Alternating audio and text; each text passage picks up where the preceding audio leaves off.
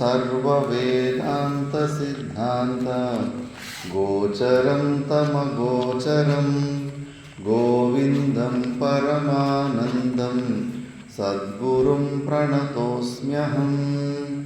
ओम शांति शांति शांति।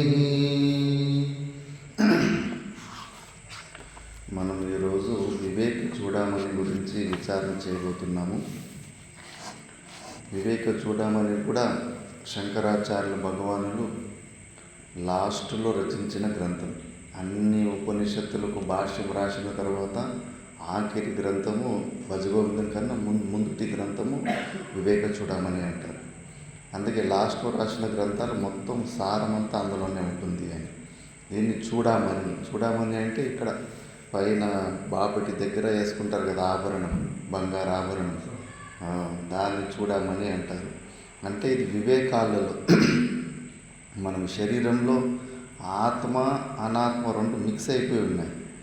బియ్యంలో రాళ్ళని ఉంటే కనుక మంచిగా చూసి దాన్ని తీసి పక్కన పెట్టేయచ్చు. పృథకీకరణం వివేకం అంటారు. పృథకీకరణం అంటారు. సపరేట్ చేసే దాన్ని వివేకం అంటారు. కంటికి కనిపించే స్థూల పదార్థాలు అయితే దాని పక్కన పెట్టి దీని పక్కన పెట్టి అది వేరు ఇది వేరు అని తెలుసుకోవచ్చు. కానీ ఈ శరీరంలోనే ఆత్మ ఉంది, పరమాత్మ భావం ఉంది, జీవభావం ఉంది. ఈ రెండింటిని ఎట్లా వేరు, అనాత్మ వస్తువుని తీసి పక్కన ఎట్లా పెట్టుడు, ఆత్మ వస్తువుని పరమాత్మ వస్తువుని తీసి మనము దాన్ని సొంతం ఎట్లా చేసుకోవాలని ఆ వివేకంలో ఇది చూడమని. అంటే నువ్వు ఆత్మ అనాత్మ వివేకం చేయాలనుకుంటే వివేక చూడమని ఈ గ్రంథము చాలా చాలా ఉత్తమైన గ్రంథము అని. ఎందుకంటే ఇందులో స్టెప్పులు బై స్టెప్పులు బాగా నీట్గా ఇచ్చింటారు. భగవద్గీతలో అట్లా కాదు, ఒక్కొక్క అధ్యాయంలో మొత్తం అన్నీ వచ్చేస్తాయి. నిష్కామ కర్మయోగం వచ్చేస్తుంది, ఉపాసన వచ్చేస్తుంది, జ్ఞాన విచారం వచ్చేస్తుంది, జీవన్ముక్తి పురుషుని లక్షణాలు కూడా వచ్చేస్తుంటాయి. మధ్యలో అన్నీ మిక్స్ ఉంటాయి అందులో ప్రతి ఒక్క అధ్యాయంలో కూడా. వివేక చూడమన్నట్లు కాదు, ఇది స్టెప్ బై స్టెప్. స్టార్టింగ్ నుంచి ఫస్ట్ మనిషి జన్మ, మనకు వచ్చిన మనిషి జన్మ సామాన్యమైనది కాదు. దుఃఖేన లభ్య దుర్లభ అని ఎన్నో పుణ్యాలు చేసుకుంటే, ఎన్నో జన్మలు మనం పుణ్యం చేసుకుంటే మనకి ఇప్పుడు వచ్చింది మానవ జన్మ అని. అందుకే వచ్చిన మానవ జన్మ చాలా ఇంపార్టెంట్ వచ్చింది. చాలా కష్టపడితే మనకి జన్మ వచ్చింది అని. ఏదే వస్తువు కానీ ప్రపంచంలో కష్టపడకుండా మనకి ఏదైనా దొరికిందంటే దానికి విలువ ఉండదు. ఏదన్నా కానీ ఈజీగా దొరికిందంటే కన్నా దానికి అస్సలు విలువ ఉంటుంది. పిల్లలకు కూడా అంతే, వాళ్ళకి కష్టం అనేది తెలియకుండా వాళ్ళకి మీరు ఎన్ని కోట్లు సంపాదించినా అట్లే కడిగేస్తారు. మళ్ళీ దాన్ని స్వయంగా కష్టపడి ఏదైనా కొద్దిగా సంపాదిస్తే కానీ దాన్ని ఎక్కువ భద్రంగా చూసుకుంటూ ఉంటారు. నేను శ్రీశైలం చదివేటప్పుడు ఒక పూజారి మిత్రుడైంది, అక్కడ శిఖరంలో ఉంటాడు. అతడు పుస్తకము గురుకులంలో పోయినప్పుడు చిన్నపిల్లడు ఉన్నప్పుడు మంత్రాలను అన్నీ రాసుకొని కంఠస్థం చేయాలి కదా.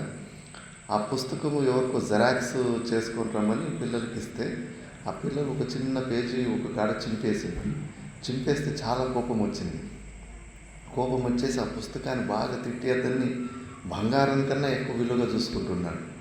ఏంటి పుస్తకమే కదా, మరి దానికి ఇంత నువ్వు ఇది పడుతున్నావంటే, స్వామీజీ ఈ పుస్తకం వెనకాల నేను ఎన్ని దెబ్బలు తిన్నాను, మా గురుగారి చేత ఎన్ని దెబ్బలు తింటే నాకు అసలు చిన్నప్పుడు నోరు తిరిగేదే కాదు. గురుగారు తిట్టి కొట్టి రాపించి ఈరోజు నాకు మంత్రాలు వచ్చినందుకు ఈరోజు నాకు శ్రీశైలంలో నౌకరీ దొరికిపోయింది. ఇప్పుడు ఆ గుడిలో పర్మనెంట్గా ఉద్యోగం దొరికిపోయింది. ఇది నా జీవనం అయిపోయింది. అంటే అంత కష్టపడి దాన్ని పొందాడు కదా ఆ విద్యని. ఆ విద్యకు అంత విలువిస్తారు. మనము మనిషి జన్మ కూడా దానికన్నా ఇంకా విపరీతంగా కష్టపడితేనే వచ్చింది. కానీ మర్చిపోయాం మనం. ఏదో అట్లే పుట్టేసాము, అయిపోయింది, వచ్చేసింది అని చెప్పేసి పశువులాగానే గడిపేస్తున్నాం. లేదు, మనిషి జన్మ చాలా చాలా దుర్లభము అని మొదటి శ్లోకంలోనే చెప్తుంది వివేక చూడను. ఫస్ట్ దానికన్నా ముందు గురువులకి ప్రణామం చేస్తారు. ఏ గ్రంథమైనా మన సనాతన ధర్మంలో మంగళాచరణం చేయింది ఏ పని మనం స్టార్ట్ చేయము. అందుకే ఇక్కడ సర్వ వేదాంత సిద్ధాంత గోచరం తమ గోచరం గోవిందం పరమానందం సద్గురుం ప్రణతోస్మ్యహం.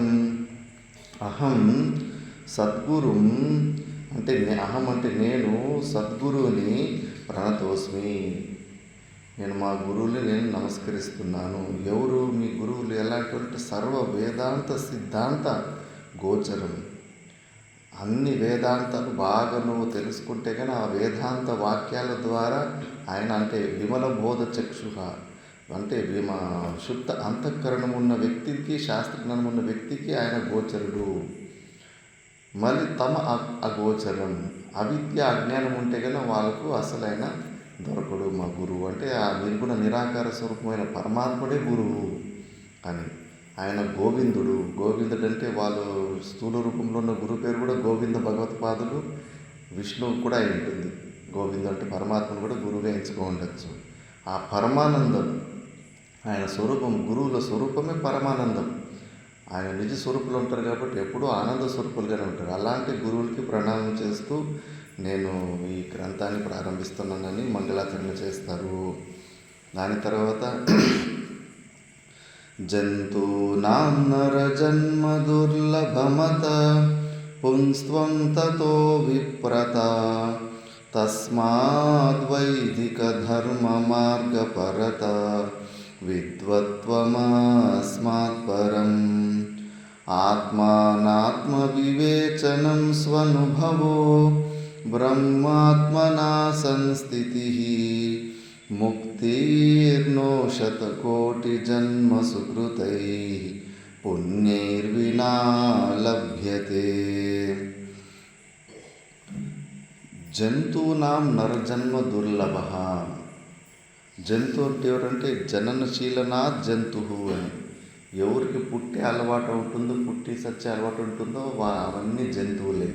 అందుకే మనుషులలో కూడా జంతువుల కేటగిరీకే వస్తారు.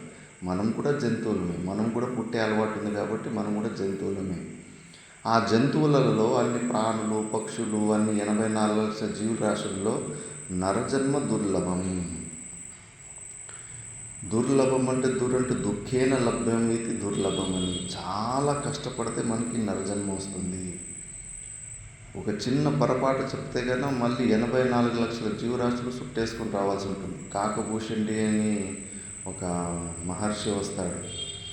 ఆయన కాకి రూపంలోనే ఉంటాడు. రామాయణాన్ని 28 సార్లు చూసింటాడు. ఇప్పుడు మనం ఉన్నది 28వ యుగం. 28వ సారి సేమ్ రామాయణము అట్లే పూర్వ యుగాల్లో జరిగినట్లు ఈ యుగాల్లో కూడా అట్లే జరుగుతున్నాయి. కొన్ని మార్పులు అంతే, కొన్ని పోస్టులు అటు ఇటు, కానీ జరిగిన కథే మళ్ళీ మళ్ళీ జరుగుతూనే ఉంది ప్రతి యుగంలో కూడా. అందుకే సీతాదేవి కూడా అంటుంది కదా, రాముడు అంటాడు, నేను వనవాసము వెళ్తున్నాను, నువ్వు ఇక్కడే ఉండు, నువ్వు రాజ్యంలో ఉంటూ అడవిలో చాలా కష్టం ఉంటుందంటే 28, 27 రామాయణాలలో ఎప్పుడన్నా కానీ రాముని విడిచిపెట్టి సీత ఉండడం, వనవాసానికి ఒంటరిగా పోయింది ఎక్కడన్నా విన్నావా? మరి ఇప్పుడు మాత్రం ఎలా జరుగుతుంది? లేదు, నేను నీ వెంబడి వస్తానంట. సీతాదేవి కూడా తెలిసింది, ఈ జ్ఞానం ఉంటుంది కాబట్టి అన్ని యుగాలు చూసింటాడు.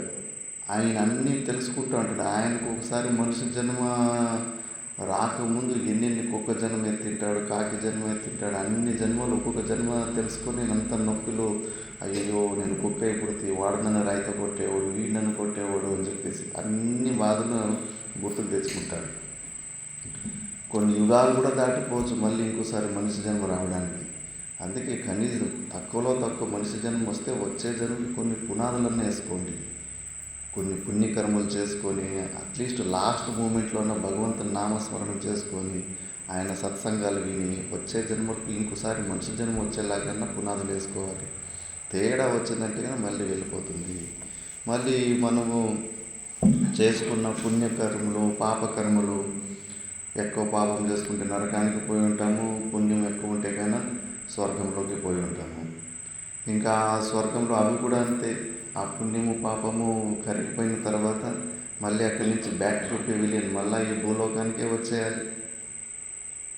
భూలోకానికి వచ్చిన తర్వాత మళ్ళా తెలుగులో అంటే రెడ్ వచ్చే మొదలెట్టు అన్నట్టు మళ్ళీ అవే సమస్యలు, అవే ప్రాబ్లంలు, మళ్ళీ అవే వస్తూ ఉంటాయి. కాబట్టి ఏ జన్మలకు ఏ లోకాలకి పోయినా కూడా మళ్ళీ మళ్ళీ మనం తిరిగి రావాల్సి ఉంటుంది. ఇప్పుడు స్వర్గంలో ఉత్కృష్టమైన భోగాలకి, స్వర్గానికి, బ్రహ్మలోకానికి, అక్కడ బాగా భూలోకానికి కంపేర్ చేస్తే కన్నా ఎక్కువ సుఖాలు ఉంటాయి. స్వర్గంలో అయితే మా అందరికీ 30 సంవత్సరాల వయసు, ఆకలి లేదు, దొప్పి లేదు, రోగాలు లేవు, వృద్ధావస్థ రాదు, అందరూ యవ్వనావస్థలోనే ఉంటారు. కోరుకున్న వస్తువు అలాగే ప్రత్యక్షమైపోతూ ఉంటుంది. మరి భూలోకంకి కంపేర్ చేస్తే కన్నా స్వర్గంలో ఎంత ఉత్కృష్టమైన సుఖం ఉంటుంది. అంత ఉత్కృష్టమైన 90,000 సంవత్సరాలు, 90,000 సంవత్సరాలు అంత ఉత్కృష్టమైన భోగాన్ని అనుభవించిన వ్యక్తి సడన్గా ఆ పుణ్యము క్షీణం అయిపోయి ఇంకా కిందకి మెడలు పెట్టిన గెంటేస్తారంట. స్వర్గంలో పుణ్యం క్షీణం అయిపోయిన తర్వాత ఒక్క క్షణం ఉంచుకోరు. అప్పుడు బాధ ముందు తెలిసిపోతూ ఉంటుంది. ముందు మళ్ళీ భూలోకంలో ఉన్న కష్టాలు, ఆ జన్మ అని చెప్పేసి. ఇప్పుడు పూలు అమ్ముకొని నీడల్లో పని చేసుకొని బతికిన వాళ్ళు ఎండల్లో కట్టెలు అమ్ముకొని బతకలేరు కదా.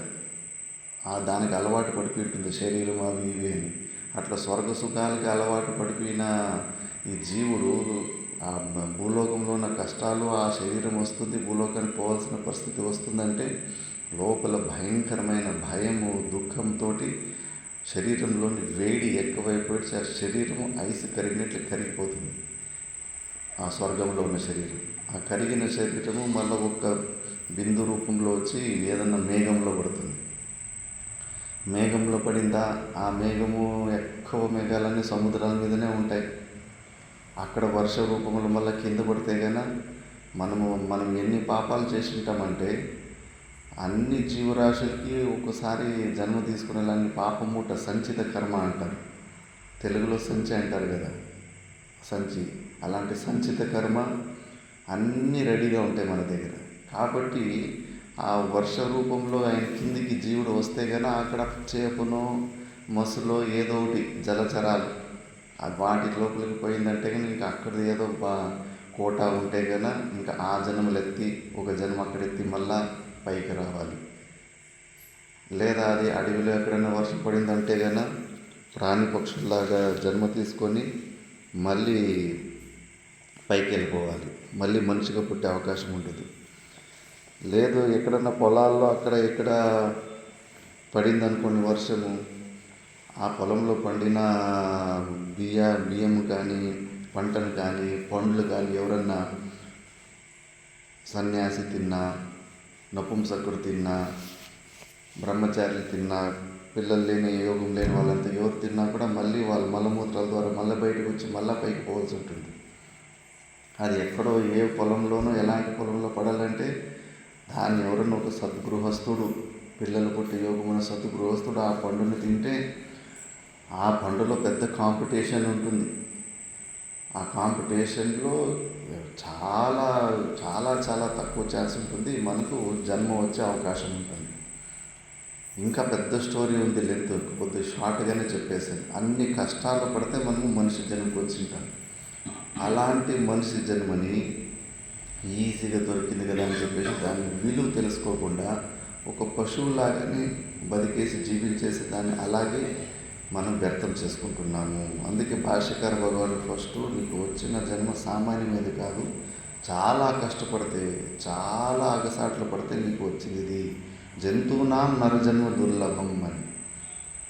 ఏదైనా దుఃఖంగా వచ్చిన దాన్ని మంచిగా కాపాడుకొని మంచిగా దాన్ని ఉపయోగం చేసుకోవాలి. మళ్ళీ పోనీ దానికంటే కూడా పుంస్త్వం, మగవాడిగా పుట్టడము ఇంకా ఎక్కువ అడ్వాంటేజ్. ఇప్పుడు కూడా చూస్తూ ఉన్నాం, ఇంత మోడర్న్ సొసైటీ అన్నీ అందరికీ సమాన హక్కులు ఇస్తూ ఉన్నప్పటికీ కూడా మగవాళ్ళు ఈ మోక్ష సాధనంలో ఇల్లు వదిలిపెట్టి ధైర్యంగా వచ్చి సాధనం చేసినట్టు ఆడవాళ్ళకి అన్ని అనుకూలాలు లేవు.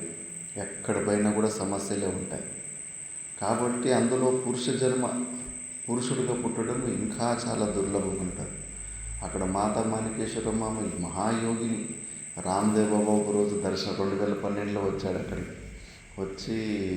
వచ్చినప్పుడు స్వయంగా మాతాజీనే అన్నారు, పురుష జన్మ శ్రేష్ఠ జన్మ, స్త్రీ జన్మ హీన జన్మ అన్నారు.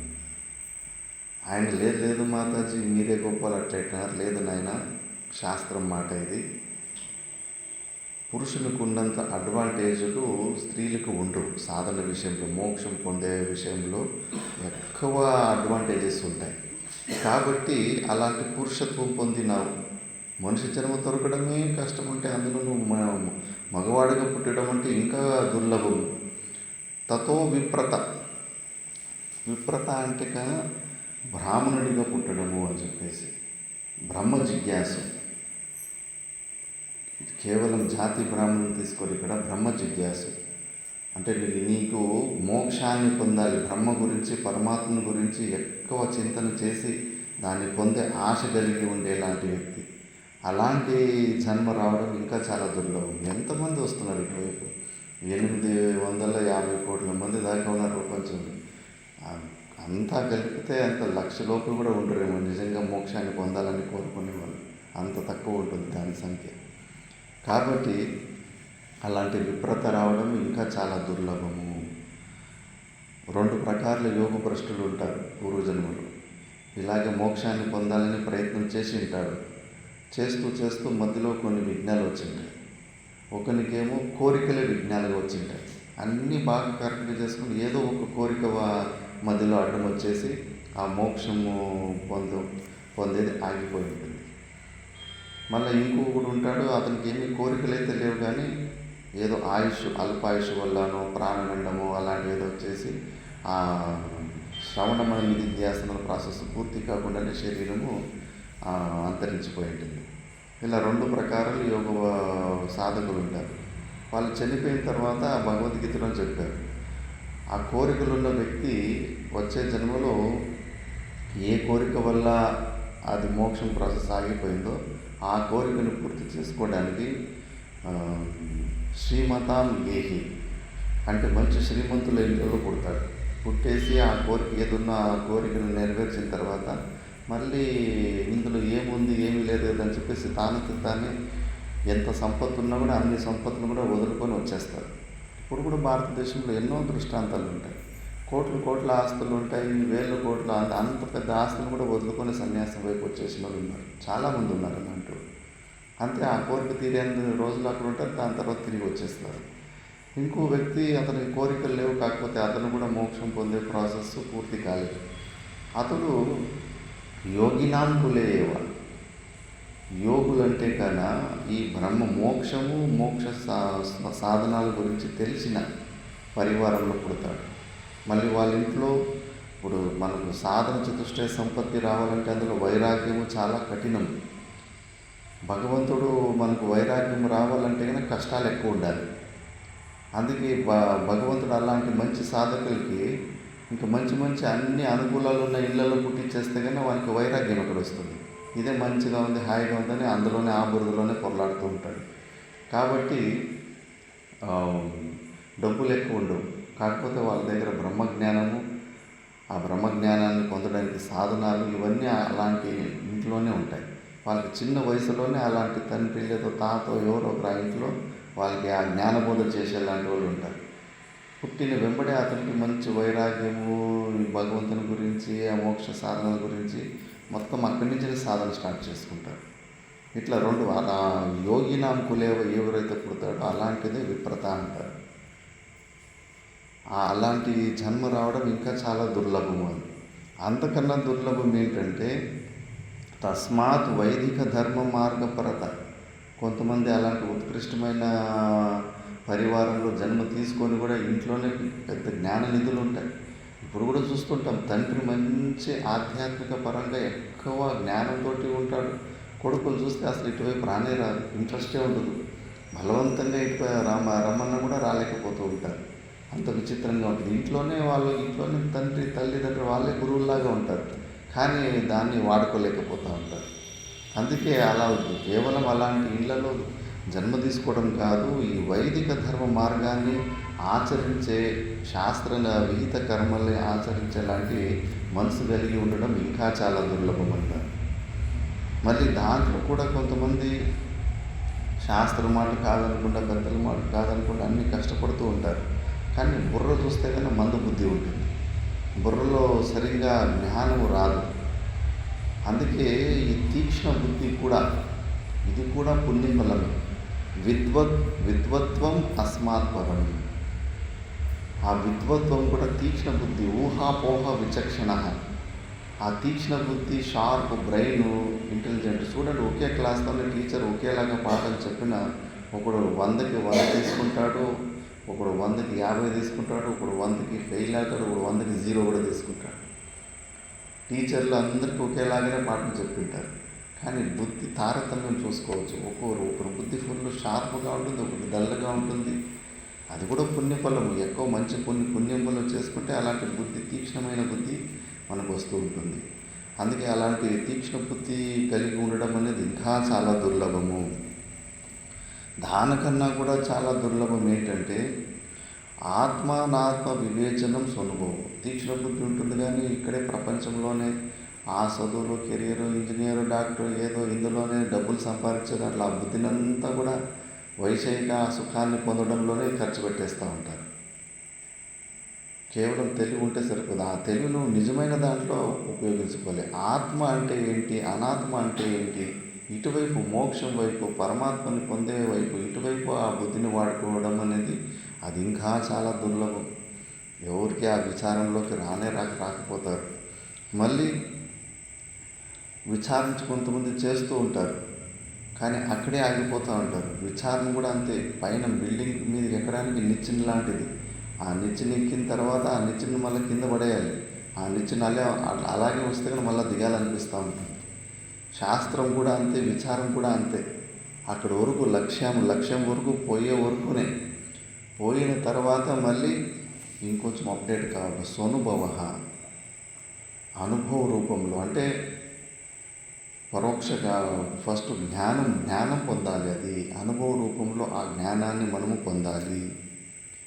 అది ఇంకా చాలా దుర్లభము. విచారం చేసేవాళ్ళు ఎక్కువ మంది దొరకచ్చు, కానీ విచారం చేస్తూ దాన్ని అనుభవ రూపంలోకి, ప్రాక్టికల్ రూపంలోకి మనం జీవించాలి.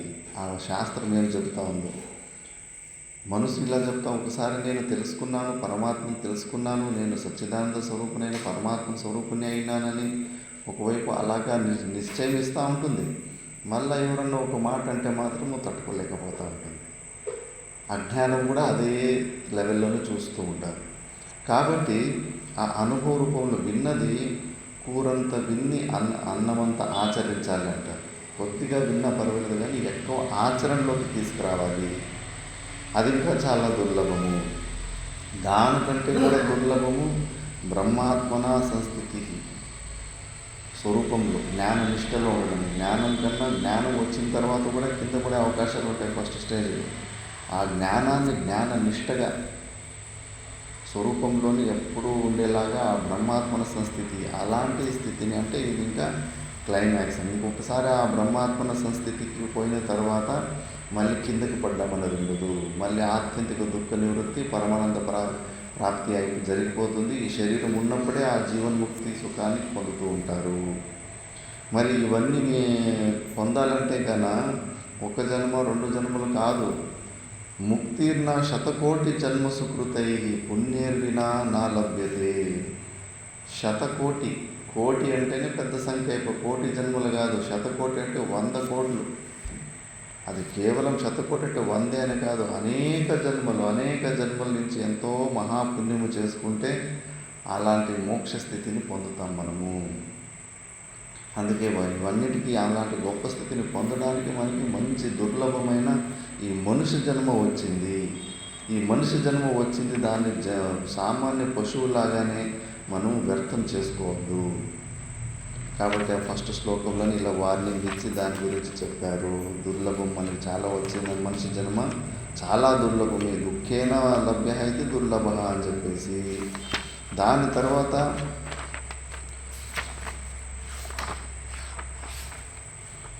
దీన్నే చెప్పిన విషయాన్ని ఇంకొక 2-3 శ్లోకాల్లో మళ్ళీ అభ్యాసం చెప్పున పునరావృత్తి చేస్తాడు. దుర్లభం త్రయమేవైతద్ దైవానుగ్రహహేతుకం మనుష్యత్వం ముముక్షుత్వం మహాపురుష సంశ్రయః. దుర్లభం త్రయమేవైతద్. మళ్ళా దీని తర్వాత ఈ 3 విషయాలు కూడా చాలా దుర్లభము. కేవలము దైవానుగ్రహ హేతుకం, దేవతల అనుగ్రహం, పరమాత్మని అనుగ్రహం వల్లనే మనకి ఇవి వస్తాయి. ఏంటివి అవి అంటే మనుష్యత్వం.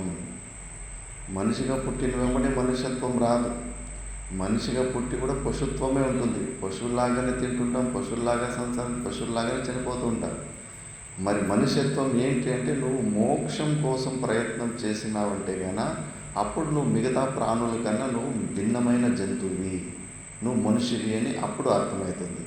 లేదు తిన్నాము పడుకున్నాము తెల్లారింది అని టీ పని చేసుకుంటే నీలో ఇంకా మనుష్యత్వం రాలేదు, ఇంకా పశుత్వమే ఉంది. కాబట్టి అది అలాంటి మనుష్యత్వం, మోక్షాన్ని పొందే అలవాటు కలిగిన తత్వం ఉండేది చాలా దుర్లభము. మళ్ళీ ముముక్షుత్వం, నేను దుఃఖాన్ని తొలగించుకోవాలి, పర్మనెంట్గా సుఖంగా ఉండాలి అనే కోరిక కలగదు. ఆ కోరిక కూడా కలగదు. కరిగి ఆ మార్గాల గురించి ఎంక్వైరీ కూడా చేసుకోరు. అలవాటు పడిపోయారు దుఃఖాలకి, సంసార దుఃఖాలకి అలవాటు పడిపోయేసి అందులోనే జీవిస్తూ ఉంటారు. ఇటువైపు రావాలా, ఆనందాన్ని పొందాలా, దుఃఖాన్ని తొలగించుకోవాలనే కోరిక కూడా పుట్టదు. దాన్నే ముముక్షుత్వం అంటే మోక్షం. నేను ముక్తుని కావాలి, బంధనాల నుంచి తొలగించుకోవాలని ఆ కోరిక కూడా పుట్టడము చాలా దుర్లభము. మళ్ళీ మహాపురుష సంశ్రయ, గురువులు, జీవితంలో గురువులు దొరకడము లైఫ్లో టర్నింగ్ పాయింట్. అది అంతవరకు నువ్వు ఏమి సంపాదించినా, ఏమి ప్రపంచంలో ఎన్ని కీర్తి పేర్లు ప్రతిష్టలు తెచ్చుకున్నా కూడా నీ జీవితంలో ఒక సద్గురువులు రాలేదు అంటే కన్నా నీది జీవితం వ్యర్థమైపోతుంది. మన జీవితాల్లో మనకు గురువులు ఆశ్రయం దొరికిందంటేనే చాలా పెద్ద బెనిఫిట్. అది టర్నింగ్ పాయింట్. అది ఎందుకంటే మనకు ఎలాంటి దుఃఖాలు ఉన్నా అన్ని దుఃఖాలకు మూలం ఒకటే కారణం అవిద్య. కాబట్టి ఆ అవిద్యాన్ని తీసి పక్కన పెట్టేస్తాడు గురువు ఆయన ఉపదేశం ద్వారా. కాబట్టి అలాంటి గురువుల మీద శ్రద్ధ.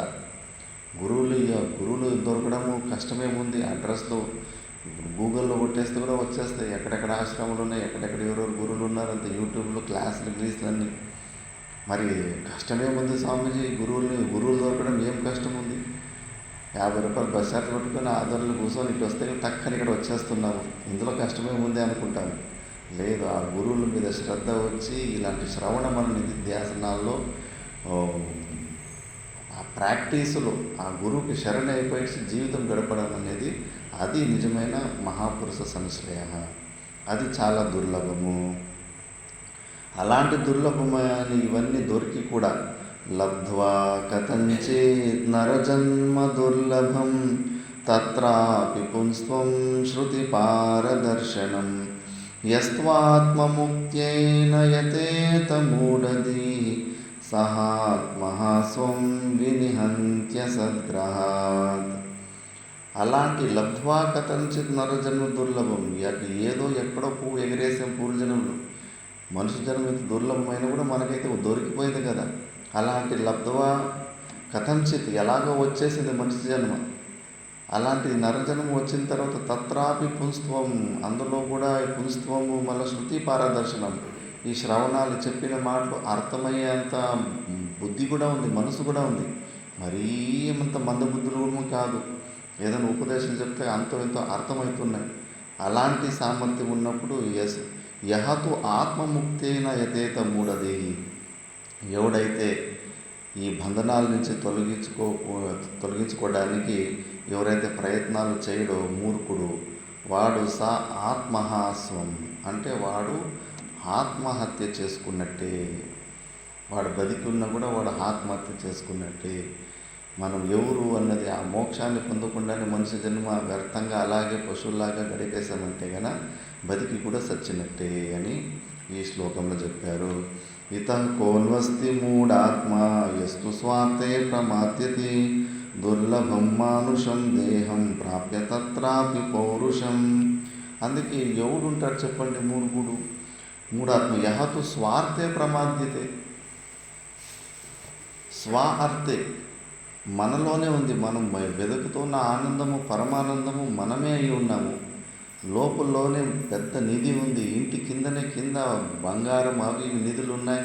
బయట రూపాయి కోసం 10 రూపాయల కోసం కష్టపడుతున్నట్టు నిధుల మీదనే రోజు కూర్చొని పడుకుంటున్న వ్యక్తికి ఎప్పటి వరకు అతనికి తెలీదో నువ్వు పడుకున్న మంచం కిందనే నిధులు ఉన్నాయని నాయన అని ఊరికి అట్లా బయట కష్టపడుతూ ఉంటాడు. అలాగే మనలోనే ఇంత నిధి ఉంది, పరమానందం ఉంది, సహజానందం ఉంది. ఆ ఆనందాన్ని స్వార్థ ప్రమాద్యతి కేవలం తెలుసుకొని సొంతం చేసుకోవాలంతే. దానికి ఎక్కువ ఏ వస్తువుల అవసరం కూడా ఉండదు. అందుకే ఇలాంటి దుర్లభమైన మానుషం దేహం ప్రాప్య తత్రాపి పౌరుషం. ఎవడు ఏ మూర్ఖుడు వ్యర్థం చేసుకుంటాడు అంటే వ్యర్థం చేసుకునేవాడు మూర్ఖుడే అని చెప్పేసి.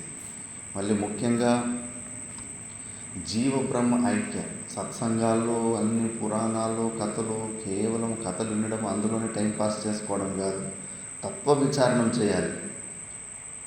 ఎన్ని కథలు మనకన్నా భిన్నంగా ఎన్ని కథలు ఇప్పుడు చూసే ప్రతి ఒక్క సినిమాను అది కూడా ఒక కథే. వాళ్ళ కథలు వీళ్ళ కథలు తెలుసుకోవడం వల్ల ఏమి కాదు. నీవు జీవ బ్రహ్మ ఐక్యం, నీలో ఉన్న జీవభావం పోయి నీలో పరమాత్మ భావం రావాలి, తత్వంలోకి దివాలి. ప్రతి ఒక్క పురాణము ప్రతి ఒక్క ఇతిహాసము కూడా నిన్ను ఈ మోక్షాన్ని మోక్షము సాధన ఒక జ్ఞానాన్ని ఇవ్వడానికే ఉన్నాయి. నువ్వు ఈ తత్వం వరకు రాకపోతే కానీ ఎన్ని శాస్త్రాలు చదివినా మిగతావన్నీ ఏమి ఫలం ఉండదు. మెయిన్ కాన్సెప్ట్ జీవ బ్రహ్మ ఐక్య జ్ఞానం అంటే ముఖ్యంగా వేదాంతంలో సారమైన వేదాంత విచారణ, అసలైన తత్వజ్ఞానం గురించి నువ్వు విచారణ చేసుకుంటే నీకు మోక్షం వస్తుంది. లేకపోతే మిగతా శాస్త్రాలు నువ్వు ఎన్నన్నా చదువు, ఎన్నన్నా పిహెచ్డీలు చేసుకో. నారదుడు 64 పిహెచ్డీలు చేసింటాడు. సోయం నారద, నేను ఆ నారదుని, నేను అది చదివాను ఇది చదివాను అని చెప్తాడు. అన్ని చదివినా కూడా నేను మహా దుఃఖీగా ఉన్నాను, నాకు శోకం పోలేదు. అందుకే మీలాంటి మహానుభావుల దగ్గర బ్రహ్మ విద్య ఉందని విన్నాను. సనత్ కుమారుల దగ్గరికి వస్తాడు, నాకు మీరు ఆ బ్రహ్మజ్ఞానాన్ని ఇవ్వండి, శాంతి లేదు నాకే అంటే. బయటను లౌకిక విద్యలు ఎన్ని నేర్చుకుంటే అవి నీకు ప్రశాంతి శాంతిని ఎక్కడిస్తాయి? అలాంటి బ్రహ్మ విద్య జీవ బ్రహ్మ ఐక్య జ్ఞానాన్ని పొందాలని ఈ నెక్స్ట్ శ్లోకంలో చెబుతున్నారు. పఠంతు శాస్త్రాన్ని యజంతు దేవాన్ కుర్వంతు కర్మాణి భజంతు దేవతా ఆత్మైక్యబోధేన వినా విముక్తి న సేద్యతే బ్రహ్మ శతాంతరేపి. పఠంతు శాస్త్రాన్ని, నువ్వు చదువుతూ ఉండు. ఆ శాస్త్రం చదువు, ఈ శాస్త్రం చదువు. అక్కడెవరో గురువు కొత్త పుస్తకం రాసినాడంటే, ఇక్కడెవరో గురువు కొత్త పుస్తకం రాసినాడంటే, ఎన్నెన్నో చదువుతూ ఉండు. యజంతు దేవా, ఎంతమంది దేవుళ్ళన్నా పూజలు చేస్తూ ఉండు. అంతఃకరణ శుద్ధి వరకు అయితే ఓకే. మళ్ళీ కుర్వంతు కర్మాని, ఎన్ని సేవలన్నా చేస్తూ ఉండు. భజంతు దేవతా, ఉపాసనలు కూడా నువ్వు గుణచింతనం ఇష్టదేవతలు ఎన్నన్నా చేసుకుంటా ఉండు. ఆత్మైక్య బోధేన విన, జీవ బ్రహ్మ ఐక్య జ్ఞానం లేకుండా, తత్వజ్ఞానం లేకపోతే మాత్రం నా సిద్ధ్యతి విముక్తి నా సిద్ధ్యతి బ్రహ్మ శతాంతరేపి. 100 కోటి జన్మలు అయినప్పటికీ కూడా నీకు మోక్షం మాత్రం దొరకదు. అందుకే ఎక్కడ బండి ఆగద్దు. స్టార్టింగ్లో కొన్ని శాస్త్రాలు చదివినా కూడా మళ్ళీ డైరెక్ట్ ఆ క్లైమాక్స్ మంచి సారంకి జీవ బ్రహ్మ ఐక్య జ్ఞానానికి వచ్చేయాలి. దేవతలు పూజలు చేస్తూ ఉన్నా కూడా ఆ పుణ్యఫలంతో అంతఃకరణ శుద్ధమైన తర్వాత మళ్ళీ సత్సంగానికి వచ్చి ఈ జ్ఞాన విచారణ దగ్గరికి వచ్చేయాలి. నిష్కామ భావంతో సేవలు చేస్తున్నప్పుడు కూడా చేసుకుంటూ అంతఃకరణ శుద్ధిని పొంది మళ్ళీ ఈ విచార జ్ఞానం దగ్గరికి వచ్చేయాలి. ఎందుకంటే సమస్య లోపల మనసుతోనే ఉంది, యుద్ధం అక్కడే చేసుకోవాలి. కాబట్టి ఆ ఆత్మైక్య బోధైన విన, జీవ బ్రహ్మ ఐక్య జ్ఞానం లేకుండా మాత్రము బ్రహ్మ శతాంతరేపి అంటే బ్రహ్మకి 100 జన్మలు. ఒక్క రోజు బ్రహ్మదే 8.64 బిలియన్ ఇయర్స్ అంటే అంత పెద్దగా ఉంటుంది. ఇంకా ఒక్కరోజు అటువంటి ఆయన 1 సంవత్సరం ఉంటుంది, ఆయన 100 సంవత్సరాలు. అలాంటి ఆయన జన్మలు బ్రహ్మ 100 మంది బ్రహ్మలు వచ్చిపోయినంత సమయం కూడా నువ్వు ఇలాంటి మెయిన్ కాన్సెప్ట్ తత్వ విచారం చేయకుండా మిగతా పనులు ఎంత కష్టపడుతున్నప్పటికీ అక్కడే ఉంటావు. నీకు బంధము విముక్తి కాదు అంటే జ్ఞాన విచారానికి అంత ప్రాధాన్యత ఇస్తున్నారు. ఇక్కడే రిపేర్ చేసుకోవాలి. ఆశ్రమంలోకి రావడానికి 2-3 దారులు ఉండొచ్చు, కానీ వచ్చిన తర్వాత గర్భగుడి దగ్గర వచ్చేది అక్కడికి ఒకటే దారి. ఎవరైనా కానీ ఏ మార్గములైనా నువ్వు నిష్కామ భావంతో చేసుకుంటా, భక్తి ఉపాసన చేసుకుంటా, విచారం దగ్గరికి, జ్ఞానం దగ్గరికి రావాలి. నువ్వు లాస్ట్కి నువ్వు ఆ జ్ఞానం ద్వారానే మోక్షాన్ని పొందుతావు అని. మళ్ళీ బయట ప్రపంచంలో ఉన్న ఎక్కడ ఏమి ఆశలు పెట్టుకోవద్దు. పోనీ ఇలాంటి ఏదైతే మీరు మోక్షం అంటున్నారో, పరమానందం అంటున్నారో, ఆ పరమానందం భూలోకంలోనే దొరుకుతుందేమో, లేదా పైన ఏమైనా బ్రహ్మలోకాల్లో దొరుకుతాయేమో అని ఎక్కడ నువ్వు ఆశ పెట్టుకోకని నెక్స్ట్ శ్లోకంలో బృహదారణ్యానికి అనుకూలంగా ఉన్న శ్లోకంలో చెబుతున్నారు. అమృతత్వస్య నాశాస్తి విద్యేనేత్యేవ హి శృతి బ్రవీతి కర్మణో ముక్తే అహేతుత్వం స్ఫుటం యతః. అమృతత్వస్య నా ఆశ అస్తి. అక్కడ యాజ్ఞవల్క్యుడికి 2 భార్యలు ఉంటారు. ఆయన పెద్ద గురుకులం నడిపిస్తూ ఉంటాడు. 10,000 మంది విద్యార్థులు ఉంటారు. వైస్ ఛాన్సలరే ఉంటాడు. ఇంకా జ్ఞానము లాస్ట్ మూమెంట్లో సన్యాసం తీసుకుని పోయే ముందు 2 భార్యలను పిలిపించేసి ఆస్తిని మీ ఇద్దరిలో నేను పంచాలనుకుంటున్నాను అని అంటారు. ఒక భార్య సరే అని ఆస్తిని తీసేసుకుంటుంది. కానీ ఇంకో భార్య మైత్రేయి అడుగుతుంది, ఈ ఆస్తి వల్ల నాకేమన్నా అమృతత్వం, ఆ పరమానందం దొరుకుతుందా అని అడుగుతుంది. లేదు, నా ఆశ అస్తి అమృతత్వస్య నా ఆశ అస్తి. నువ్వు అమృతత్వము ఈ లౌకికమైన వస్తువుల ద్వారా అమృతము పరమానందం వస్తుందంటే మాత్రము ఆశలే పెట్టుకోకు అని అంటాడు. ఎందుకంటే బయట మనం వెతుకుతున్న పరమానందం మన స్వరూపమే ఉంది. మనకన్నా భిన్నంగా బయట వస్తువుల్లో లేదు. అది బయట వస్తువులు అవసరం లేనే లేదు. ఉన్నదన్నీ ఎక్స్ట్రా ఒకదాని మీద ఒకటి పొరలు వేసుకున్నట్టు, చలికాలము బనీని మీద షర్టు, షర్టు మీద స్వెటర్, స్వెటర్ మీద ఇంకో రైన్ కోటు, ఒకదాని మీద ఒకటి పొరల మీద పొరలు వేసుకున్నట్టు మనలో ఉన్న నిజానందాన్ని మీద ఈ జీవభావము, ఈ శరీర భావము, తాదాత్మ్యం అన్నీ అడ్డం వేసుకున్నాం. ఆ అడ్డుని తొలగించుకుంటే చాలు, లోపలున్న ఆ చైతన్యం, ఆ పరమానందము తానంతగా తానే బయటికి వ్యక్తమవుతూ ఉంది. ప్రతిరోజు సుషుప్తి అవస్థలో మనకు వ్యక్తమవుతూ ఉంది. మనసు బుద్ధులు పోయినాయంటే ఆ పొరలన్నీ పోయిసి హాయిగా ఉంటాం. అక్కడ ఏ దుఃఖము లేదు, ప్రపంచం లేదు, శరీరం లేదు, ఏ లొల్లి లేదు. ఈ మనసు బుద్ధులు మళ్ళీ యాక్టివ్ అయినాయంటే మళ్ళీ అంత ప్రపంచం అంతా కనిపిస్తూ ఉంటుంది. అదే సమస్యలు అవే అని. కాబట్టి అమృతత్వస్య నా ఆశ అస్తి విత్తే నిత్యేవ హి శృతి. విత్తం ద్వారా కూడా నీకు ఆశ పెట్టుకోకు. కర్మ ఏదన్నా కానీ మనము డబ్బులు సంపాదించే ఏదో కర్మ ద్వారానే మనము దాన్ని సంపాదించుకుంటాము. ఆ కర్మల ద్వారా కానీ సంపత్తి ద్వారా కానీ ఈ అమృతత్వం దొరకదు. అది బృహదారణ్యక ఉపనిషత్తులో స్పష్టంగా చెప్పేశారు. అందుకే బయట ఆశలు పెట్టుకోకు. నీకు ఆ పరమానందం కావాలి, కంప్లీట్గా దుఃఖాలు తొలగిపోవాలంటే నీకు ఇదే మార్గము, జ్ఞాన మార్గానికి ఇట్టే రావాలి. మెల్లమెల్లగా అంతఃకరణ శుద్ధి చేసుకొని అని.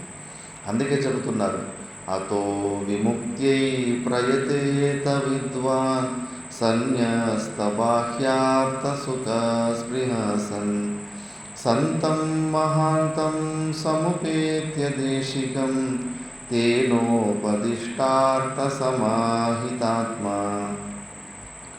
అతః విముక్త్యై. అందుకే నువ్వు మోక్షాన్ని పొందే కోరిక ఉంటే మాత్రము విద్వాన్ ప్రయతేత, నువ్వు ప్రయత్నం చేయి. ఎలా ప్రయత్నం చేయాలి? సన్యస్త బాహ్యార్థ సుఖ స్పృహ సన్.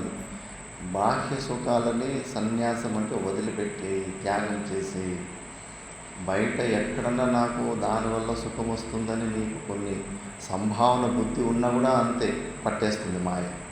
మళ్ళీ నీ మనసు సాగుదు. మళ్ళా ఎక్కడ నీకు సుఖం దొరుకుతుందని నీకు సంభావన బుద్ధి కనిపిస్తూ ఉంటుందో ఆ వస్తువుని పొందాలని, దాన్ని నీ దగ్గర పెట్టుకోవాలని, అలాగే ఆ వస్తువులోనే ఇరికిపోతాం మనం. ఎక్కడ నీ లోపల తప్పితే బయట ఎక్కడ నాకు సుఖం వచ్చే ఆస్కారమే లేనే లేదు అని మంచిగా విచారణ చేసి వదిలిపెట్టేయాలి. బయట సుఖాన్ని వెతుక్కునే పనులు ఆపేసుకుంటే అప్పుడు లోపల మనసు తిరుగుతుంది. ఇంకా బయటనే సుఖం దొరుకుతుందని అవి ఇవి పనులు చేసుకొని సుఖాన్ని వెతుక్కుంటూ ఉంటే కానీ లోపల పరమానందము బయటికి రాదు. అందుకే ప్రయత్నం చేయి. ప్రకృష్ట రూపేణ యత్న. మంచిగా ప్రయత్నం చేయి. ఏదో ఒట్టిగా ఊరికే కాస్త ప్రయత్నం చేసి అంటారు కదా శాస్త్రంలో, ఆరంభ శూరాహ అని. మనుషులకు ఒక అలవాటు ఉంటుంది. ఏ పనైనా కూడా స్టార్టింగ్లో భలే జోరుగా చేస్తారు, కొన్ని రోజులు అయిపోయిన తర్వాత మళ్ళీ తుస్సు అయిపోతుంది. ఆ స్పీడు అది అన్నీ మళ్ళీ తగ్గిపోతూ ఉంటాయి. అలా కాకుండా మంచిగా బాగా ప్రకృష్ట రూపంగా నువ్వు ప్రయత్నం చేయి. నువ్వు ఒక్కడే ప్రయత్నం చేయడం వల్ల నీకు మార్గం కూడా చూపిస్తున్నాము. సంతం మహాంతం సముపేత్య దేశికం. మంచి సద్గురుని ఆశ్రయించు. శ్రోత్రియం బ్రహ్మనిష్టం. ఎవరికైతే ఈ వేదముఖ సార రూపంలో ఉన్న ఉపనిషత్తు జ్ఞానం బాగా తెలుసుకొని శిష్యులకు బోధ చేసేంత సామర్థ్యం ఉన్న సద్గురు ఎవరైతే ఉన్నారో అలాంటి సద్గురువుని ఆశ్రయించు. సంతం మహాంతం. ఆయన హృదయం అంతఃకరణం వ్యాపకంగా ఉంటుంది, లిమిటేషన్ ఉండదు. నేను ఇంతమందికి సహాయం చేస్తాను, మిగతా ఎక్కువమంది వస్తే నేను సహాయం చేయను, అట్లేం లేదు. ఎంతమంది వచ్చినా తన వల్ల ఎంత మంచి చేయగలిగితే అవకాశం ఉంటుందో అంత మంచి పనులు చేస్తూ ఉంటారు. అంటే మహాన్ వ్యాపక అంతఃకరణం ఉన్న వ్యక్తి అని. సముపేత్య దేశికం. ఉపేత్య వెళ్ళే విధానం కూడా ఉండాలి. ఈ జర్నలిస్టులు పోయిడ్చి రాజకీయ నాయకులు మైకులు పట్టి ప్రశ్నలు అడిగినట్టు గురువులు ప్రశ్న అడగొద్దు. మంచిగా గురువుని తద్విద్ధి ప్రణిపాతేన పరిప్రశ్నేన సేవయ ఉపదేశంతి తే జ్ఞానం జ్ఞానిన తత్వదర్శిన అని. మంచి వెళ్ళడానికి కూడా శాస్త్రం తెలుసుకోవాలి, గురువుని ఎలా వెళ్ళాలి అని చెప్పేసి. ఫస్ట్ లోపల భక్తి ఉండాలి. పూజ చేసు అనురాగ భక్తి. ఆ పూజ్యుల మీద మనకు లోపల శ్రద్ధ ఉండాలి. ఆ శ్రద్ధ వల్ల మన శరీర హావభావాల్లో తెలుసుకోవాలి. ఎలా? నమస్కారం పెట్టడం వల్ల, సాష్టాంగ ప్రణామాలు చేయడం వల్ల లోపల మనం ఆ వ్యక్తికి ఎక్కువ విలువ ఇస్తున్నామని మన హావభావాలు, మన కళ్ళు ఇవన్నీ మాట్లాడుతుంటాయి. వీటి ద్వారా గురువులకు అర్థమవుతుంది, వీడికి నేనంటే ఎక్కువ రెస్పెక్ట్ ఉంది అని చెప్పేసి. ఆ విధంగా పోయి ఫస్ట్ సేవ విద్యని 3 విధాలుగానే పొందాలి. పుష్కల ధనేన విద్యయ సేవయ. జనక మహారాజు తరానికి ఉపనిషత్తు వస్తుంది. పుష్కలమైన ధనము అన్నీ ఇచ్చుకుంటూ ఉపదేశానికి ఒక్కొక్కటి డబ్బులు ఇచ్చుకుంటూ మొత్తం రాజ్యాన్ని ఇచ్చేసి, రాజ్యంతో పాటు నన్ను, నా శరీరం నేను కూడా నీకు దాసుని అని చెప్పేసి తనను కూడా సమర్పించుకునేస్తాడు. అట్లా పుష్కలమైన ధనం ద్వారా కూడా ఆయన బ్రహ్మ విద్యను పొందాడు. కానీ అది వరస్ట్ కండిషన్, ఆదమం అంటారు. మధ్యమం అంటే విద్యనిచ్చి విద్యను పొందడం. నా దగ్గర సంస్కృత జ్ఞానం ఉంది, నీ దగ్గర తర్కశాస్త్రం జ్ఞానం ఉంది, నేను నీకు ఈ పాఠం చెప్తాను, నువ్వు నాకు ఆ పాఠం చెప్తాను. ఇది మధ్యమం. ఉత్తమం అంటే సేవ ద్వారా విద్యని పొందడమే చాలా ఉత్తమము. ఎందుకంటే అహంకారం ఇక్కడే ఇదవుతుంది. మన శాస్త్రంలో ఊరికే మనల్ని ఎవరి దగ్గర గురువుల దగ్గర గులామీ ఇన్ఫీరియారిటీ కాంప్లెక్స్లో ఇరికించి మనల్ని ఇబ్బంది పెట్టాలని కాదు శాస్త్రం ఉద్దేశం. ఎందుకంటే మనకున్న అహంకారము చాలా పెద్ద శత్రువు. అది దానితోటి మనము యుద్ధం చేసుకోలేము. ఆ అహంకారాన్ని మన ఇష్టదేవుని దగ్గరైనా సమర్పించుకోవాలి, లేదా గురువుల చరణాల దగ్గరైనా సమర్పించుకోవాలి. ఇవన్నీ మనలో ఉన్న అహంకారం చంపుకోవడానికి ఈ విధానాలు ఉన్నాయి. లేకపోతే ఏదో కాలేజీలు అక్కడెక్కడ జూనియర్స్ వస్తే సీనియర్స్ ర్యాగింగ్ చేసినట్టు అట్లేం కాదు. గురువులు శిష్యుల్ని కావాల్సిగానే వాళ్ళు ఎక్కువ గులాములాగా చూస్తారని కాదు. మనలో ఉన్న అహంకారం పోవాలంటే అలాంటి గురువుల అనుశాసనంలోకి వెళ్ళాలి. గురువులకి అనుకూలంగా మెదులుతూ ఉండాలి. ఆ గురువు ఆజ్ఞను పాటిస్తూ ఉండాలి. మనం సొంత ఏమి బుద్ధులు నిర్ణయాలు అన్నీ వదిలిపెట్టేసి గురువుకి సమర్పించుకోవాలి. గురువు ఏం చెప్తే అది అని చెప్పేసి. నన్నే ఉదయం విచారం చేసుకున్నాం. ఎన్ని చరిత్రలు ఉన్నాయి భారతదేశంలో. బ్రహ్మం గారు సిద్ధయ్యని చచ్చిపోయిన కుక్కని తిను అంటే తినడానికి రెడీ అయిపోతాడు. మనం తినగలమా? ఆలోచించండి. అంత శ్రద్ధ వస్తుందా గురువుల మీద? రాదు. సిద్ధానంద అవధూతులు చిన్న వయసులో ఉన్నప్పుడే సిద్ధ పర్వతం నుంచి పైన నుంచి మళ్ళీ నీకు నా మీద శ్రద్ధ ఉంటే దూకు అంటారు. దూకేస్తాడు. మళ్ళీ ఆయన గురువులే పట్టుకొని మళ్ళీ ఆ జ్ఞానం ఇస్తారు. బిల్డింగ్ పై నుంచి దూకమంటే దూకుతామా మన గురువులు? మనం ఆలోచించండి. ఆ ప్రకారం గురువుల మీద అలాంటి శ్రద్ధ, ఆ ఒక ఫ్రీక్వెన్సీ లెవెల్స్ ఎప్పుడైతే మ్యాచ్ అయిపోతాయో అప్పుడు ఇవన్నీ చాలా ఈజీ అయిపోతాయి. అహంకారాన్ని మనం అక్కడ సమర్పణ చేసుకున్నాము. మళ్ళీ ఆ అహంకారం మనలో ఉండదు గురువుల చరణాలకు మనం అర్పించుకున్న తర్వాత. అట్లా అలాంటి సముపేత్య అలాంటి గురువుల్ని మంచి విధానంగా సమిత్పాని శ్రోత్రియం బ్రహ్మనిష్టం సా గురుమేవ అభిగచ్చే. అలాంటి గురువులని దేశికం అంటే దిశం దర్శయతి దేశిక. మనకు దిశను చూపించడం వల్లనే ఆయనకు దేశికుడు అని పేరు గురువుకి. ఈ జ్ఞాన మార్గాన్ని చూపిస్తారు కాబట్టి ఆయన దేశికుడు. తేన గురువు ద్వారా ఉపదిష్ట అర్థ సమాహితాత్మ. ఆ గురువుల ద్వారా ఏదైతే ఉపదేశాన్ని మనం పొంది ఉంటామో ఆ అర్థాన్ని మంచిగా మనము గ్రహించి సమాహితాత్మ, నువ్వు ఎవరు అన్న విషయం తెలుసుకొని ఆ స్వరూపంలోనే నిలిచే అలవాటులు చేసుకో అని చెప్పేసి, అందుకే ఇవన్నీ విషయాలు చెప్పేసి నువ్వు ఈ మోక్షానికి ప్రయత్నం చేసుకో, బయట సుఖము పొందడాన్ని వదిలిపెట్టేసి అని చెప్పేసి ఇక్కడ గురువులు చెప్తూ ఉంటారు. గురువులు అంటే ఎవరు అంటే శ్రోత్రియం బ్రహ్మనిష్టం అని ముందే చెప్పేశారు. వ్యాకరణ సూత్రం ఉంటుంది, శ్రోత్రియస్ ఛందోగోచర అని. ఆ వ్యాకరణ సూత్రం ప్రకారం అయితే 4 వేదాలు 6 అంగాలతో పాటు తెలిసిన వాడు గురువు అంటారు. అన్ని వేదాలు మనకు ఎక్కడ ఉపలబ్ధిలోనే లేవు. మన శాస్త్రం చెప్తుంది మనకు ఎన్ని శాఖలు ఉంటాయి, ఎన్ని ఉపనిషత్తులు ఉన్నాయి వేదాలు. 100 అధ్వర్యు శాఖా సహస్రవర్తమా సామవేదా 21 బాహ్యరిచం 9 అథర్వణో వేద. అంటే యజుర్వేదంలో 100 శాఖలు ఉండేవి, సామవేదంలో 1000 శాఖలు ఉండేవి, ఋగ్వేదంలో 21 శాఖలు ఉండేవి, అథర్వణ వేదంలో 9 శాఖలు ఉండేవి. అన్నీ కలిపితే 1130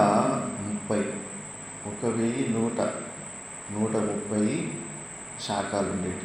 ఇప్పుడు ఒక 27 శాఖలే మిగిలి ఉన్నాయి. 1130 శాఖలు కేవలం 27, మిగతావన్నీ స్వాహ అయిపోయినాయి.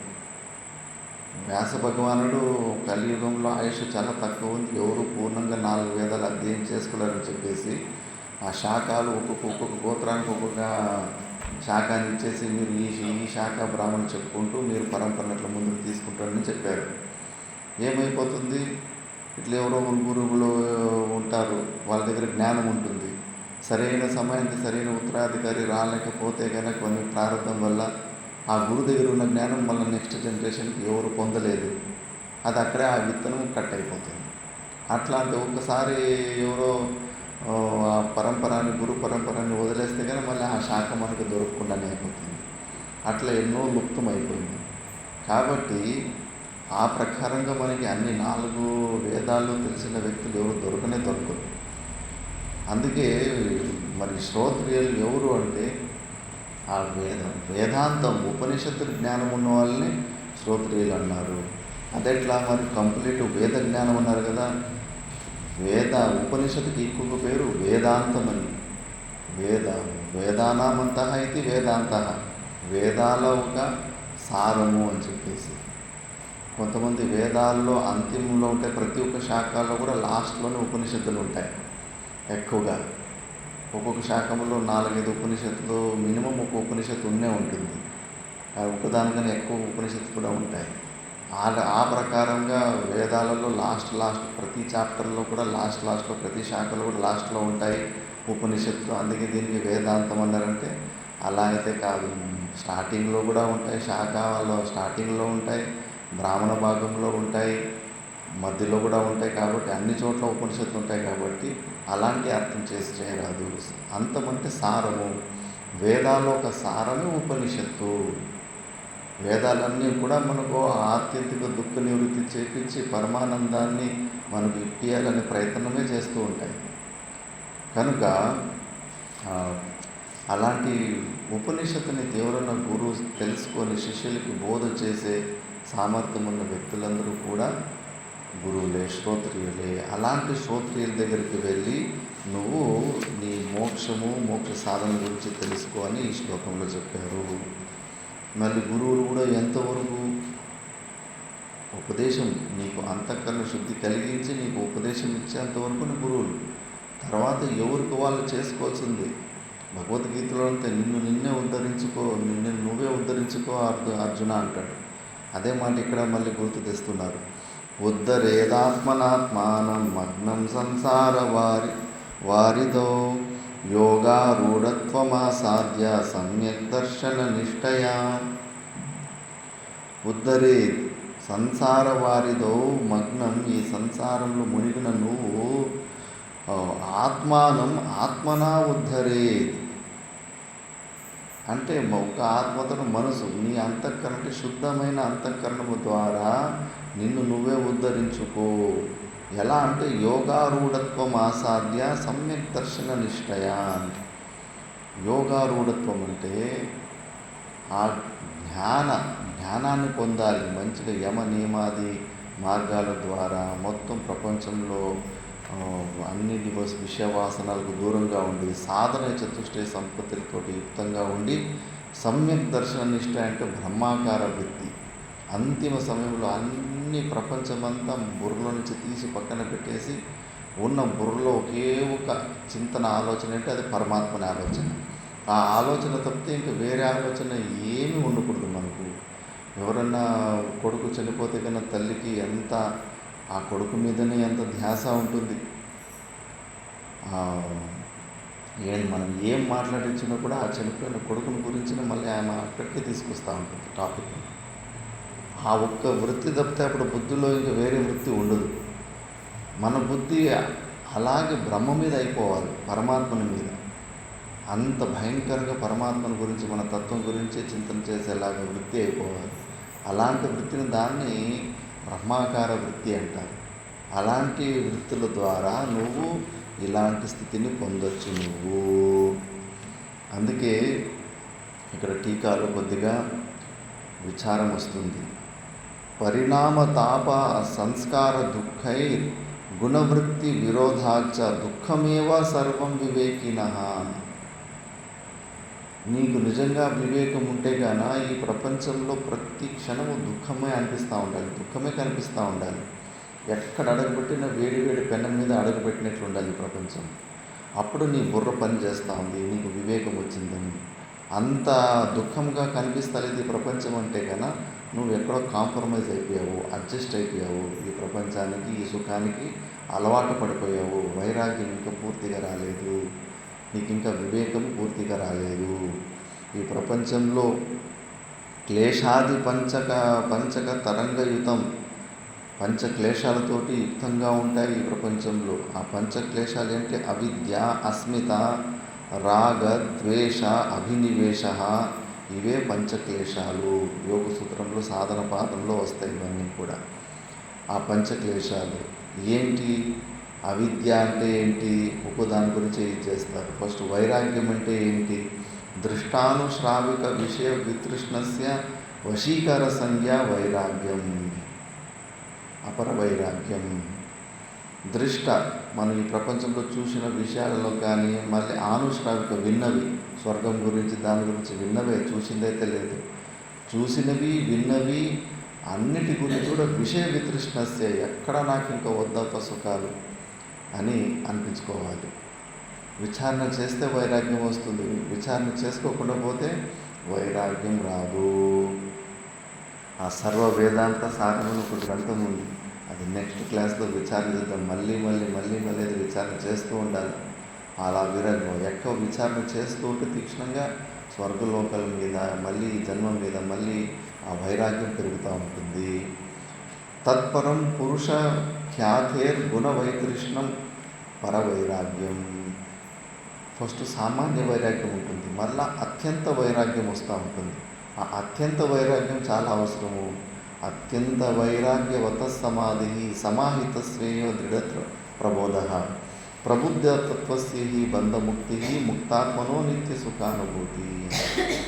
ఎప్పటి వరకు మనకు ఆ అత్యంత వైరాగ్యం రాదో అప్పటి వరకు ఇంకా ఈ ప్రపంచంలోనే తిరుగుతూ ఉంటాము. శరీరం ఊగుతూనే ఉంటుంది, క్రియలు జరుగుతూనే ఉంటాయి శరీరంలో. అత్యంత వైరాగ్యం వచ్చిన వ్యక్తి ఇంకా బండరాయిలాగా కూర్చుంటాడు.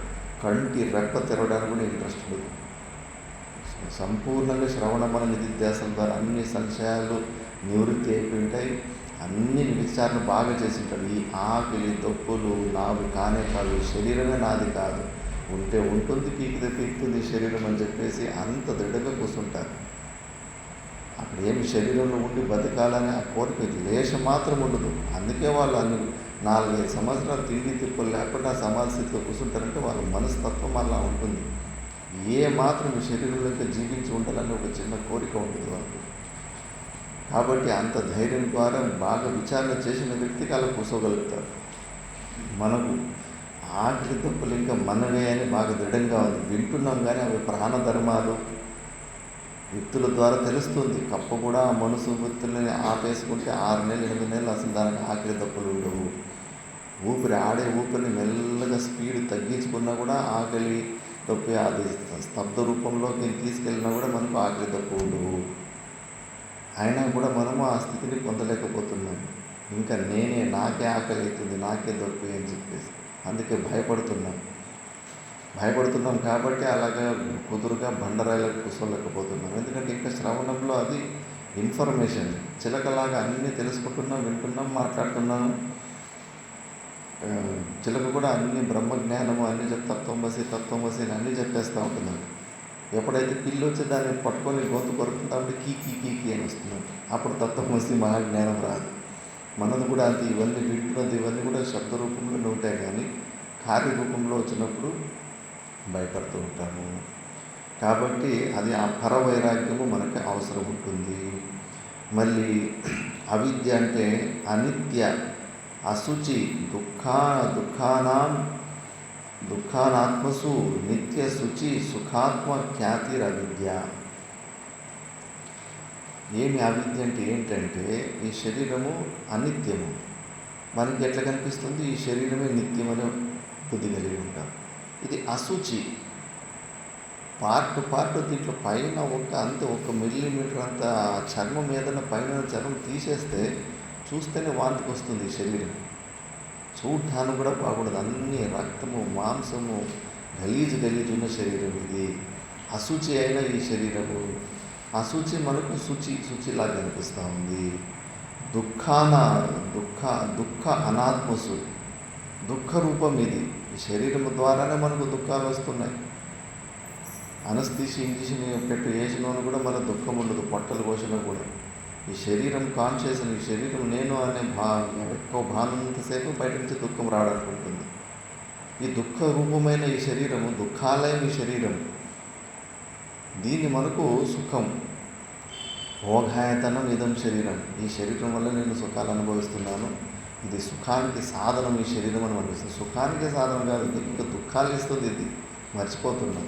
నీకు అవిద్య వల్ల అజ్ఞానం వల్ల ఈ శరీరం వల్ల నీకు సుఖం వస్తుందని నీ మనసులో బుద్ధిలో అట్లా కూర్చుంది.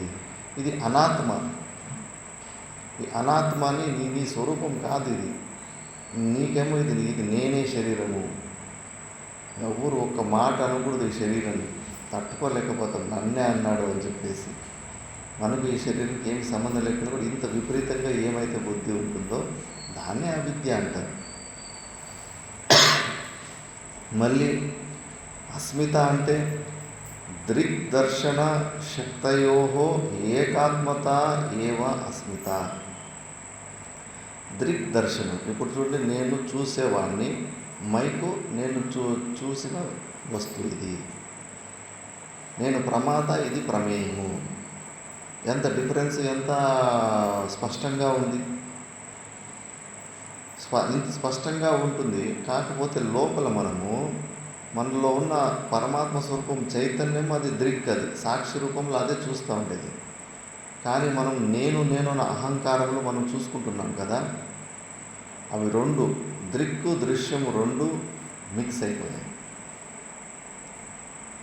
ఆ రెండు ఒక్క వస్తువులాగా కనిపిస్తున్నాయి. ఇప్పుడు నేను ఈ మైకు రెండు ఒకటైపోతే ఎంత విచిత్రంగా ఉంటుందో, అట్లా మనం లోపలున్న సాక్షి చైతన్యము, ఈ అహంకారం రెండు ఒకేలాగా మనం ఒకే వస్తువు అనుకుంటున్నాం. దాన్ని అస్మిత అంటారు. ఆ మిక్సప్ అయిపోయింది. అక్కడే మనం దాన్ని ఆ మిక్సప్ని తీసేసుకొని విచారం ద్వారా సపరేట్ చేసుకోవాలి. ఇంకా రాగ, పంచక్లేశాలు. రాగ అంటే సుఖానుశయి రాగ, ఏదో ఒక వస్తువు వల్ల నాకు సుఖం దొరుకుతుందని బాగా కోరిక ఉంటే కానీ ఆ వస్తువుని పొందాలని రాగం ఉంటుంది. దుఃఖానుశయి ద్వేష, ఏదో ఒక వస్తువు వల్ల నాకు దుఃఖము కలుగుతుంది అని. ఏమది కుతుకో నాకప్ప, అది ముంగ్సి. అది ప్రతిరోజు వచ్చిపోతూ ఉంటుంది. ముంసేం చేస్తుంది? కూసో కూసో కూసో పాట పెట్టు అవుతారు. పాఠం జరిగేటప్పుడు అటు ఇటు చూడకూడదు. పులి వచ్చినా కూడా లేవకూడదు పాఠం వచ్చినప్పుడు. దుఃఖానుశయి ద్వేష స్వరసవాహి విదుషోపి తథారూఢో అభినివేశ. మృత్యుభయం అనేది అభినివేశ. ఇవన్నీ ఇది చాలా ఘోరంగా ఉంటుంది. ఎంత జ్ఞానం ఉన్న వ్యక్తి కూడా ఉలిక్కి పడతాడు. ఎందుకంటే అనేక జన్మల నుంచి మళ్ళీ మళ్ళీ పుట్టి సచ్చి ఆ మృత్యు భయం అనేది ఘోరంగా ఉంటుంది. ఇవే పంచక్లేశాలు అంటారు. క్లేశాది పంచకం అంటే ఈ పంచక్లేశాలు. ఈ పంచక్లేశాలలో మనం ఇరుక్కో ఉన్నాం కాబట్టి మనం దుఃఖరూపమైన ఈ దుఃఖాలను అశాశ్వతమైన సంసారం ఇరుక్కుపోయాము. ఈ సంసారం నుంచి బయటకు నన్ను తీసుకురా అని చెప్పేసి ప్రార్థనల్లో అలా పాడుతూ ఉంటారు. క్లేశాది పంచక తరంగయుతం బ్రహ్మాడ్యం దారాత్మ జాప్త ధనబంధు జశాభియుక్తం ఔర్వానలాభి నిజరోష మనంగజాలం సంసార సాగరం అతీత్య హరివ్రజామి. ఇవన్నీ సంసారాన్ని దాటుకొని ఆ పరమాత్మని నేను పొందాలని ప్రయత్నం చేస్తున్నానని మంగళాచరణలో కూడా వీటి గురించి విచారణ వస్తుంది. మిగతాది మనం నెక్స్ట్ క్లాస్లో చూసుకుంటాం. ఓం పూర్ణమద పూర్ణమిదం పూర్ణాత్ పూర్ణముదచ్యతే